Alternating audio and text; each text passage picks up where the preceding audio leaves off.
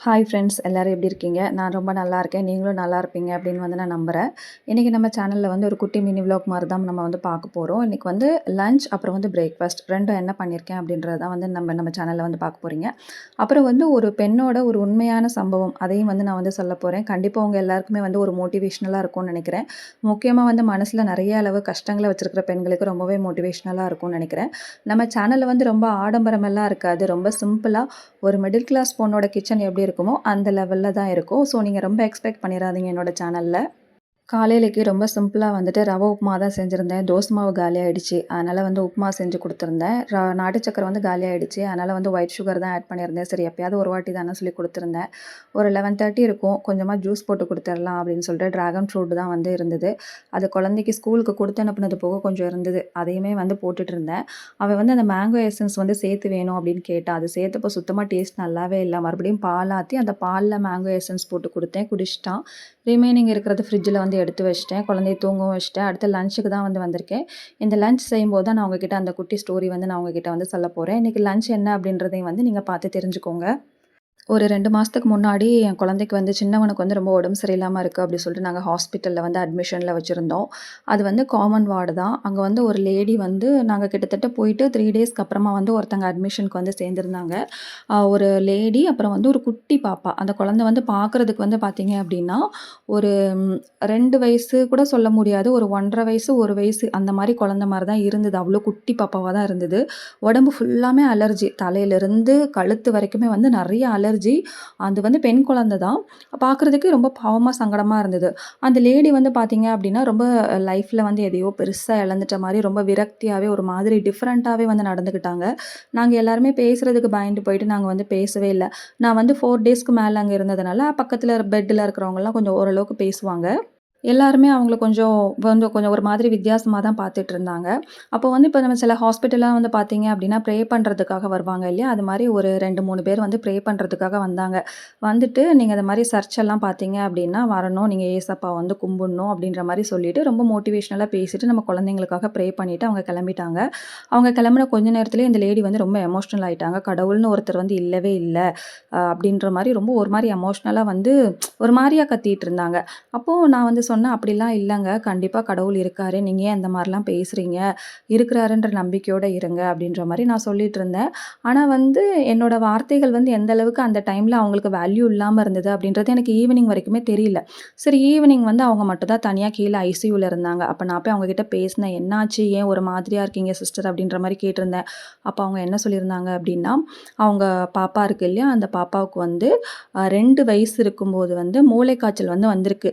அத வந்து அவங்க என்ன பண்ணியிருக்காங்க அப்படின்னா, கையில பார்க்குறதுக்கு காசு இல்லாம, நார்மலா பக்கத்துல ஜிஹெச்லயே போயிட்டு காமிச்சுட்டு வந்து வெறும் மருந்துகள் மட்டும் குடுத்துட்டே இருந்திருக்காங்க.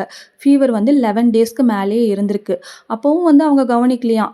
திரும்ப திரும்ப போயிட்டே இருந்திருக்காங்க ஜிஹெச்க்கு. அவங்க என்ன சொல்லியிருக்காங்கன்னா, "மருந்து குடுங்க, சரியாயிடும்." அப்படின்ற மாரி சொல்லி அனுப்பியிருக்காங்க. பட் வந்து பார்த்த டாக்டர்ஸ்க்கு 11 நாளைக்கு மேல இருக்குன்றத அவங்களும் கவனிக்கல. இந்த பொண்ணுமே வந்து லெத்தாஜிக்கா விட்டுட்டாங்க. பட் அவங்க வேற ஏதோ ஃபினான்ஷியல் ப்ராப்ளம் இருந்ததுனால அதுக்கப்புறமா என்னாச்சுன்னு பார்த்தீங்கன்னா, அந்த குழந்தைக்கு வந்து 12வது நாள் வந்து ஃபிட்ஸ் வந்திருக்கு. ஃபிட்ஸ் வந்ததுமே வந்து என்ன பண்ணியிருக்காங்க அப்படின்னா, ஹாஸ்பிட்டலுக்கு வந்து தூக்கிட்டு போயிருக்காங்க ஆம்புலன்ஸ்ல. தூக்கிட்டு போயிட்டு இங்க கேஎம்சில தான் வந்து போய் காமிச்சிருக்காங்க. காமிச்சு நான் எல்லா டெஸ்ட்டுமே எடுத்து பார்த்துருக்காங்க. பார்த்ததுல தான் தெரிஞ்சிருக்குது, அந்த குழந்தைக்கு வந்து மூளை காய்ச்சல் இருக்கு அப்படின்றது தெரிஞ்சிருக்குது.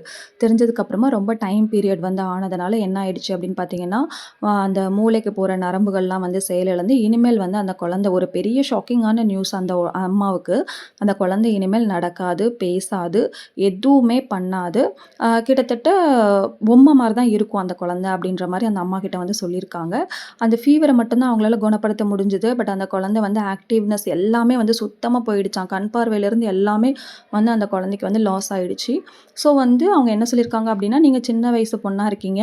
இதுக்கு மேல இந்த குழந்தைய நீங்க வச்சு வளர்க்குறது வந்து உங்களோட லைஃப்க்கு நல்லதில்ல. ப்ளஸ் அந்த குழந்தையுமே நெறைய ஸ்ட்ரகிள்ஸ் வந்து ஃபேஸ் பண்ணுவா.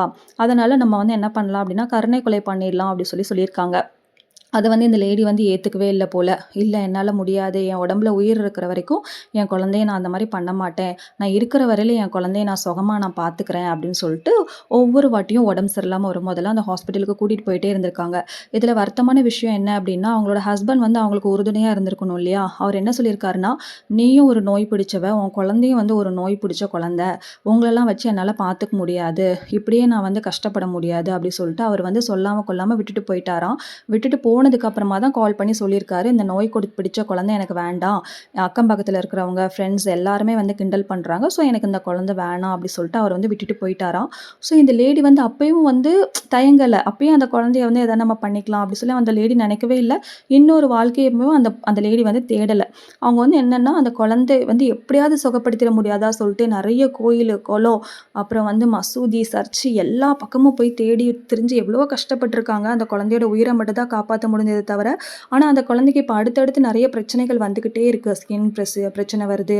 அப்புறம் திடீர்னு வாமிட் பண்றாங்களாம். திடீர்னு லூஸ் மோஷன் ஆகுதாம். இந்த மாரி நெறைய பிரச்சனைகள் வருது. அது எல்லாத்தையுமே ஃபேஸ் பண்ணி ஒவ்வொரு வாட்டியும் ஹாஸ்பிட்டலுக்கு கூட்டிட்டு வந்து ஒவ்வொரு வாட்டியும் அட்மிஷன் போட்டு அந்த குழந்தை இருக்கிற வரைக்கும் இருக்கட்டும். டாக்டர்ஸ் வந்து சொல்லியிருக்காங்களா, இன்னும் ஒரு 2 இயர்ஸ் வரைக்கும் தான். அதுக்கப்புறம் வந்து கஷ்டம்னு சொல்லியிருப்பாங்க போல. அது வரைக்கும் நான் என் குழந்தைய நான் பார்த்துக்கிறேன்னு சொல்லிட்டு அந்த லேடி தனியா தான் இருந்தாங்க. அவங்களுக்கு ஃபுட்டுக்கு கூட கையில காசு இல்லங்க. கேன்டீன்ல வந்து குழந்தைய தூக்கிக்கிட்டே கேன்டீன் போறாங்க. அங்க போயிட்டு டீ, காஃபி மட்டும் தான் குடிக்கிறாங்க. சாப்பிடவே மாட்டேங்கிறாங்க. அங்க ஹாஸ்பிட்டல்ல சாப்பாடு குடுப்பாங்க இல்லையா? அந்த சாப்பாடு தான் வாங்கி அவங்க சாப்பிட்டுட்டு இருந்தாங்க. நான் வந்து என்னோட சாப்பாடு குடுக்குறேன்னு சொல்லியிருந்தேன். இல்ல அவங்க அதெல்லாம் வேண்டாம் அப்படின்ற மாரி சொல்லிட்டாங்க. எனக்கு ரொம்பவே சங்கடமா இருந்தது. அந்த பொண்ணு வந்து வீட்டு வேலை செய்றாங்களாம். அந்த குழந்தைய வந்து வீட்டு வேலை செய்யும்போது கூட்டிட்டே போயிருவாங்களாம். கூட்டிட்டே போயிட்டு பாத்திரம் கழுவி குடுத்து ஒரு 4, 5 வீட்டுக்கு பாத்திரம் கழுவுறாங்களாம். அவங்க தான் வந்து தேவையான காசெல்லாம் வந்து அப்பப்ப குடுப்பாங்க அப்படின்ற மாரி சொல்லிட்டு இருந்தாங்க. ஸோ ஒரு பெண் வந்து பாருங்க, அந்த குழந்தைக்கும் உடம்பு சரியில்ல. ஹஸ்பண்டும் வந்து விட்டுட்டு போயிட்டாங்க. அவங்க அந்த குழந்தைய ஆனாலும் அந்த குழந்தை இருக்கிற வரைக்கும் நான் வந்து அந்த குழந்தைய சுகமா பார்த்துக்கிறேன். என் குழந்தைக்கு நான் எதுவுமே வரவிட மாட்டேன். அப்படின்னு சொல்லி அந்த தாய் வந்து அந்த குழந்தைய வந்து பார்த்துட்டு இருக்காங்க. ஆக்சுவலா இப்ப அந்த குழந்தை வந்து பார்க்கறதுக்கு வந்து மந்த் பேபி மாரி இருக்கு. ஆனா அந்த குழந்தை பிறந்து 6 வருஷம் ஆகுதுன்ற மாரி சொல்றாங்க. 6 வயசுக்குரிய வளர்ச்சி எதுவுமே இல்ல. ஸோ எனக்கு இந்த விஷயம் வந்து எனக்கு ரொம்பவே கஷ்டமா இருந்தது. இந்த கஷ்டத்தெல்லாம் பார்க்கும்போது, நாம படுற கஷ்டம்லாம் ஒரு கஷ்டமே இல்ல அப்படின்ற மாரி இருந்தது. ஸோ நீங்க ஏதாவது ஒரு கவலையில இருக்கீங்க அப்படின்னா, இப்ப நான் சொன்னேன் இல்லையா? இந்த விஷயத்த இந்த மாதிரி எவ்ளோ பேர் இருக்காங்க. இந்த மாரி விஷயங்கள வந்து நீங்க நெனச்சு பாருங்க.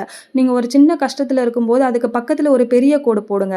அதாவது அந்த பெரிய கோடு அப்படின்றது நம்மள விட எவ்ளோ பேர் எவ்ளோ கஷ்டத்துல இருக்காங்க அப்படின்றத பத்தி நீங்க யோசிச்சு பாருங்க. அதுக்காக தான் நான் இந்த ஸ்டோரி வந்து நான் உங்ககிட்ட சொன்னேன். இந்த வீடியோ பார்க்குற முஸ்லீம், இந்து, கிறிஸ்டின் யாரா வேணா இருங்க. கடவுள் நம்பிக்கை இருக்கிற யாரா இருந்தாலும் சரி, உங்களோட இஷ்ட தெய்வத்த வந்து அந்த குழந்தைக்காக ப்ரே பண்ணிக்கோங்க. இந்த குழந்தைன்னு மட்டும் இல்லங்க. இன்னும் நான் தமிழ்நாட்டிலேயும் சரி, மத்த நாடுகள்லயும் சரி, எவ்வளவோ இந்த மாரி உடம்பு சரியில்லாத குழந்தைங்க இருக்காங்க. அவங்களுக்காக டெய்லியுமே நீங்க சாமி கும்பிடும்போது, அந்த குழந்தைங்களுக்காகவும் ப்ரே பண்ணிக்கோங்க. எல்லாரும் சுகமா இருக்கணும், நாங்களும் சுகமா இருக்கணும். எல்லாருமே நல்லா இருக்கணும், நாங்களும் நல்லா இருக்கணும். அப்படின்ற மாரி வேண்டிக்கோங்க. கடவுள் வந்து நம்ம கேட்கறது, கேட்காதன்னு எல்லாமே வந்து குடுப்பாரு. அதனால வந்து எப்பவுமே வந்து டிமோட்டிவ் ஆகாதீங்க. யார் இருந்தா என்ன, இல்லன்னா என்ன? நம்மளால முடியும் அப்படின்னு நெனச்சிட்டீங்க அப்படின்னா, நம்மளால என்ன வேணா சாதிக்க முடியும். ஒரு தாயோட வலிமை வந்து எந்த அளவுக்கு இருக்கு அப்படின்றத வந்து யோசிச்சு பாருங்க. கண்டிப்பா இந்த வீடியோ வந்து உங்களுக்கு புடிச்சிருக்கும் அப்படின்னு வந்து நான் நம்புறேன். நம்ம சேனல்ல இது மாரி மோட்டிவேஷனல் ஸ்டோரி நெறைய இருக்கு. முக்கால்வாசி நான் ஆரம்பிச்சதே வந்து பெண்களுக்கு ஒரு மோட்டிவ் குடுக்கணும் அப்படின்றதுக்காக மட்டும் தான்.